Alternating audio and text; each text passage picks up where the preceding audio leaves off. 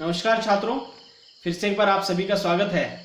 और पिछले लेक्चर तक हम हमारे पाठ्यक्रम में दिया हुआ जो तीसरा पाठ है रिसर्च का चक्कर, उसकी चर्चा कर रहे हैं, उसकी कथा वस्तु देख रहे हैं। और इस पाठ के भीतर हमने देखा, उसकी शुरुआत हमने की थी। कथा वस्तु में मैं नामक एक पात्र है जिसके माध्यम से हरिशंकर परसाई जो है रिसर्च के फील्ड में या विश्वविद्यालयों में किस प्रकार से कामकाज चलता है, और जो वहाँ पे मौजूद जो प्राध्यापक होते हैं या शोध निर्देशक जो गाइड होते हैं, रिसर्च गाइड जो होते हैं, उनका रवैया किस प्रकार का होता है, उसके बारे में थोड़ी सी जानकारी ले रहे हैं। और यहाँ पे हमने अब तक देखा है कि उस छात्र के जो काका जो है उसको सलाह दे बैठते हैं कि तुम्हें अब रिसर्च करना जरूरी है। अगर तुमने एमए की पढ़ाई की है तो एमए के पढ़ाई से लेकर नौकरी तक का जो समय होता है वो रिसर्च का होता है। अगर तुम रिसर्च में नहीं चले जाओगे तो शायद पुलिस जो है तुम्हें जेल में डाल सकती है।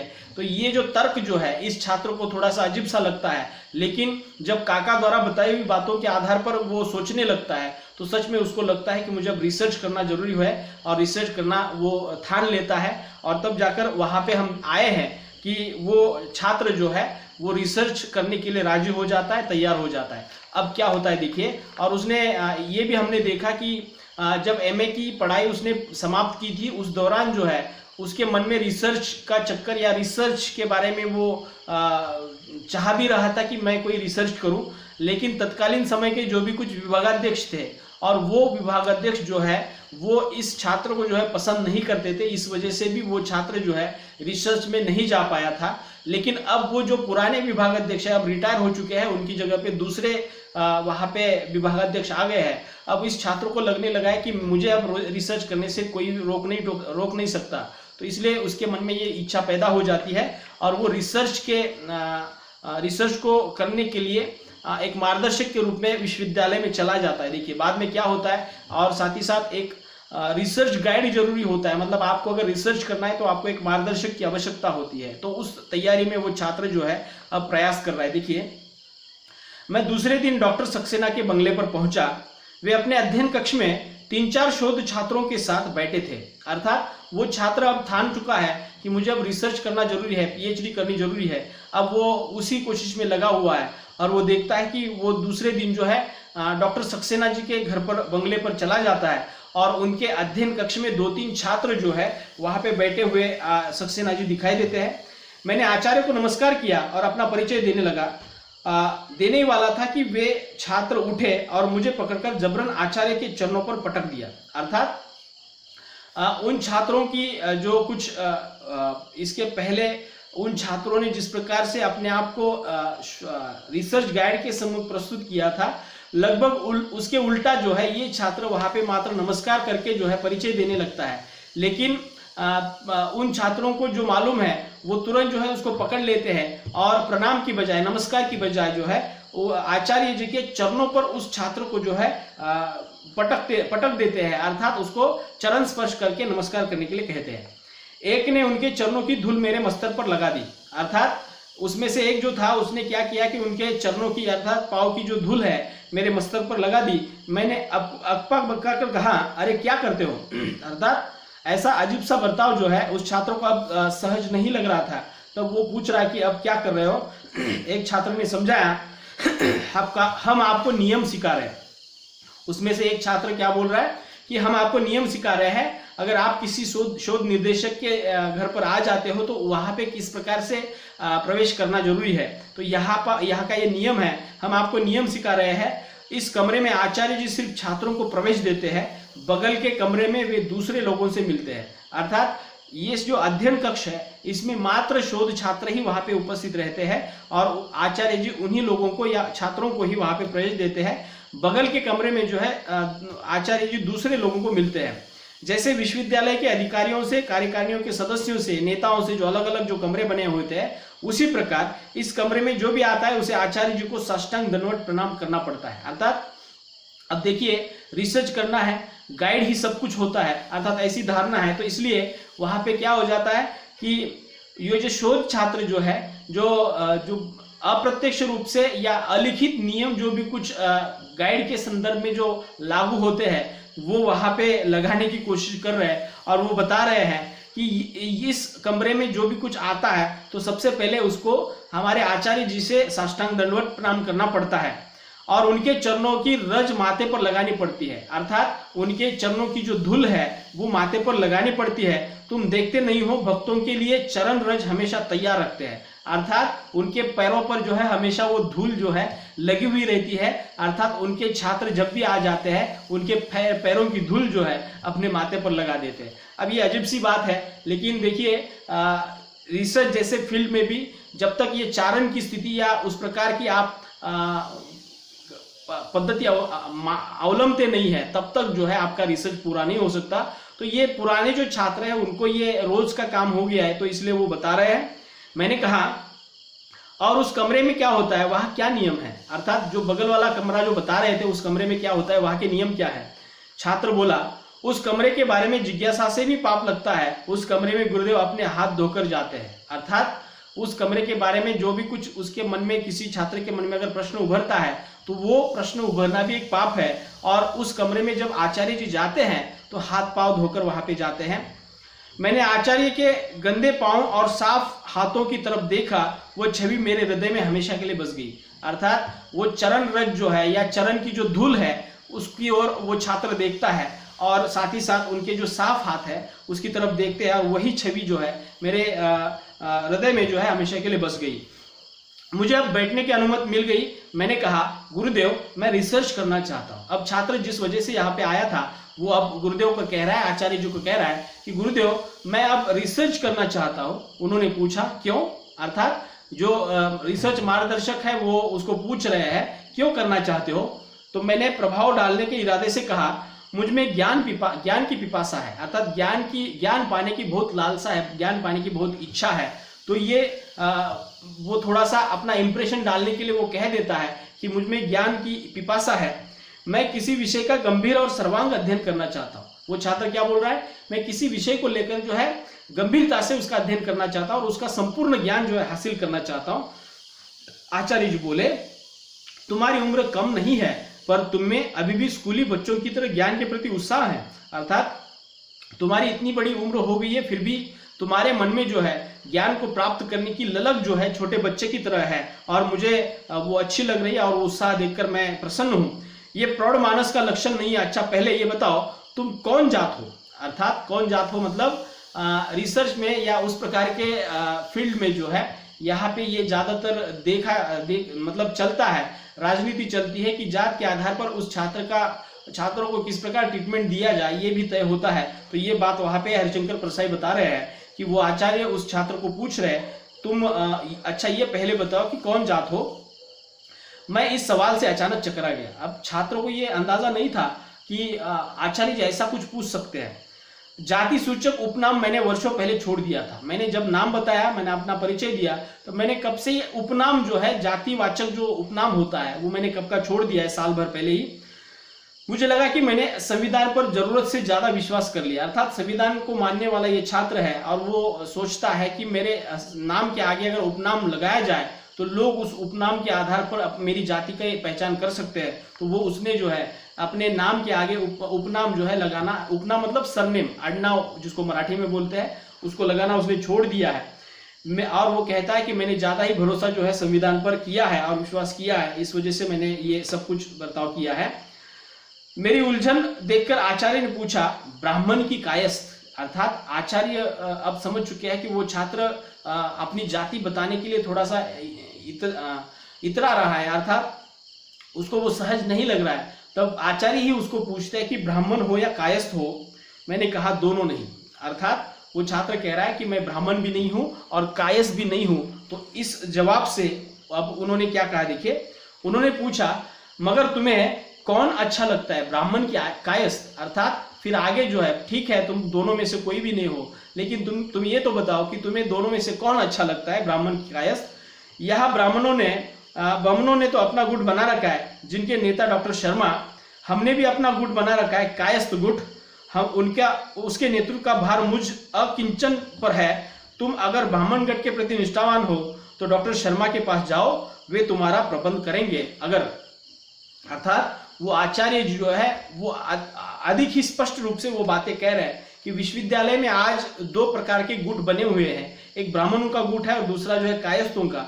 अर्थात ब्राह्मणों के गुट जो मुखिया है या प्रमुख जो है डॉक्टर शर्मा है, उनके नेता जो है, और कायस्थ गुट के जो नेता है ये स्वयं आचार्य जी है। और वो कह रहे हैं अगर तुम्हें ब्राह्मणों के प्रति निष्ठा है तो तुम क्या करो, डॉक्टर शर्मा के पास जाओ और वो तुम्हारा पूरा प्रबंध कर लेंगे। अगर तुम कायस्थों के प्रति निष्ठावान हो तो तुम मेरे पास सही जगह पे आए हो, ऐसा उनको कहना है।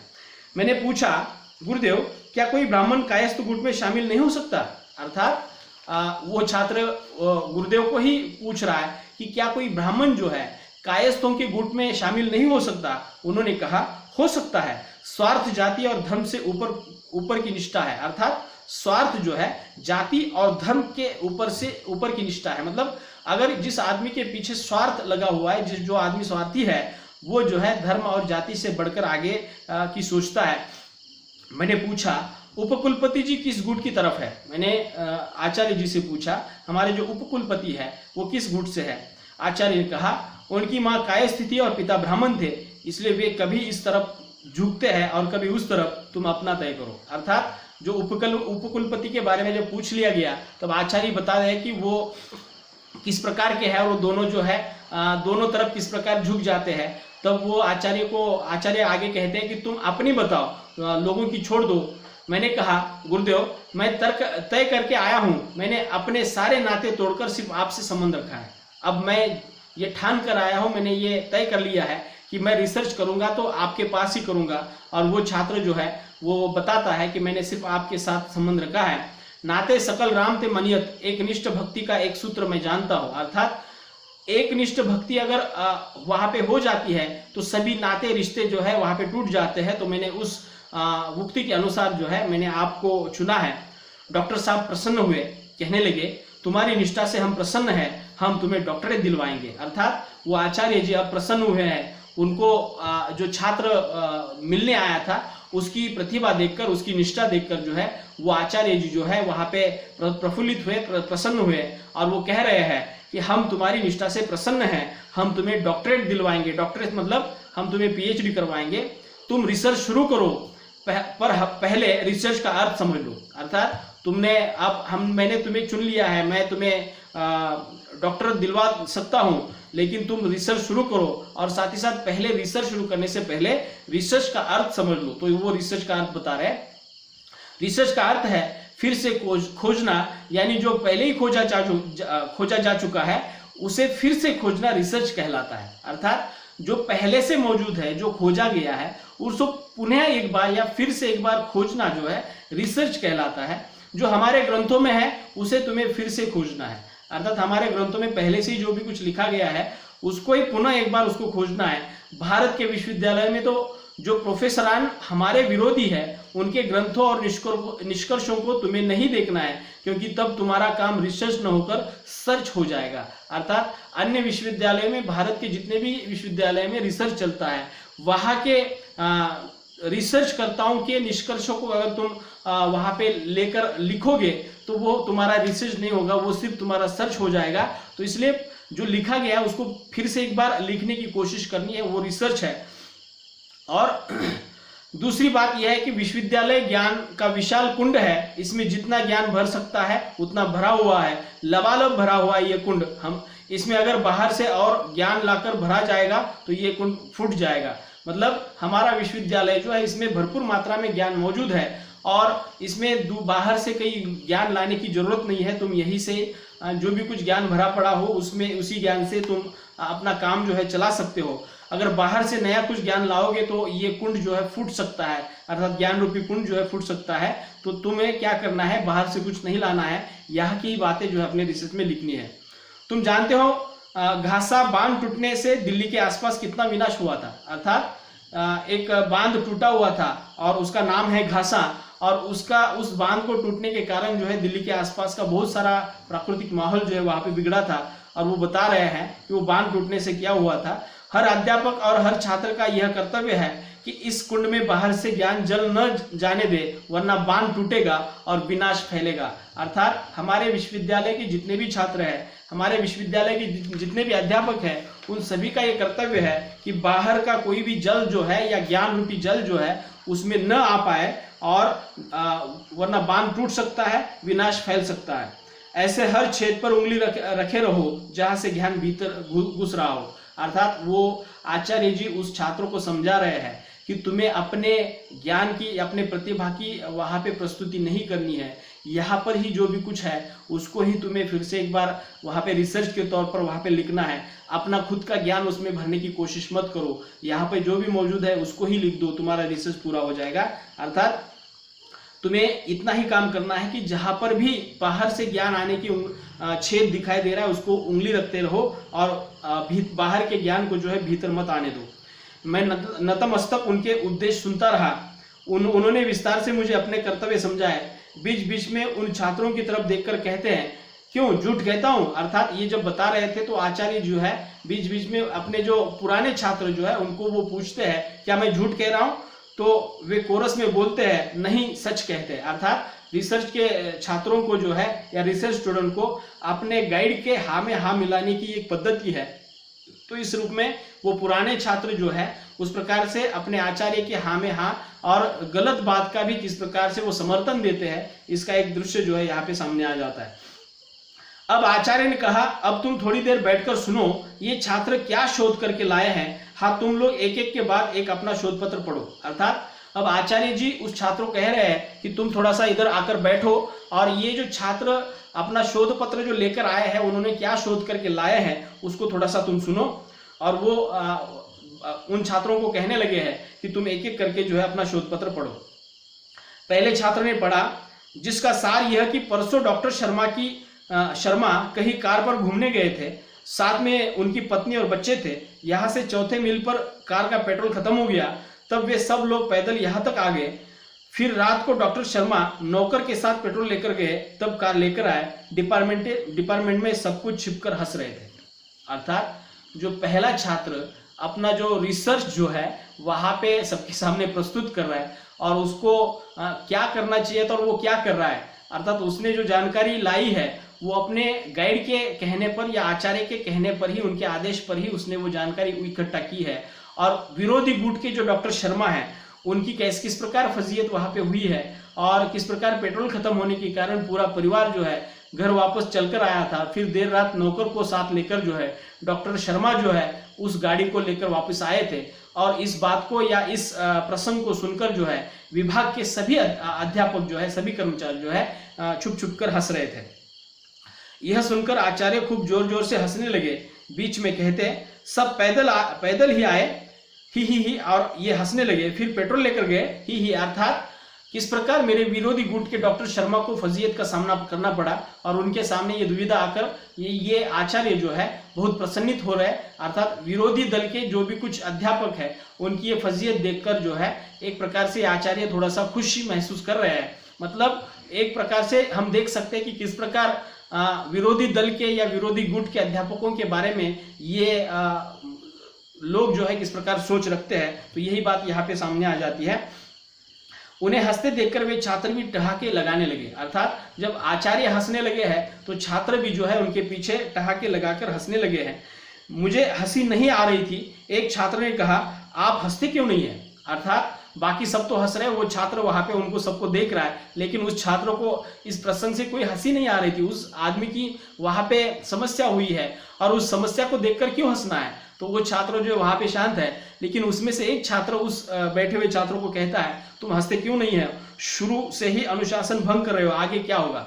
मतलब वो छात्र उस नए आए हुए छात्र को टोकता है कि तुम पहले से नियम का भंग कर रहे हो, अनुशासन का भंग कर रहे हो। हम जब हंस रहे हैं तुम्हें भी हंसना होगा, आचार्य जब हंस रहे हैं तुम्हें भी हंसना होगा। अगर तुम पहले से अनुशासन का भंग करोगे तो तुम्हारा कैसा काम होगा? तो ये जो कुछ पद्धतियां हैं शोध छात्र और शोध निर्देशक के बीच में, इस प्रकार से विश्वविद्यालय में जो भी कुछ वातावरण बन रहा है, ये बहुत ही अनुसंधान के लिए या रिसर्च के लिए किस प्रकार खतरे की घंटी है। लगभग यही बातें हरिशंकर परसाई जो है अपनी रचना के माध्यम से वहां पे बताने की कोशिश कर रहे हैं। अगले लेक्चर में हम इसके आगे की बातें थोड़ी सी देखेंगे और इस रचना को समाप्त करने की कोशिश करेंगे, और समाप्ति के बाद मैं इस रचना को अपने स्तर पर जो है आशय के रूप में उसको समझाने की कोशिश करूंगा कि कि किस प्रकार उच्च शिक्षा के क्षेत्र में भी बुरे लोगों के कारण या गलत लोगों के कारण वो क्षेत्र जो है बदनाम हो रहा है। तो लगभग यही बात जो है आचार्य हरिशंकर परसाई जो है इस रचना के माध्यम से हमारे सामने ला रहा है। आगे की बातें हम अगले लेक्चर में देखेंगे, तब तक के लिए रुकते हैं। धन्यवाद।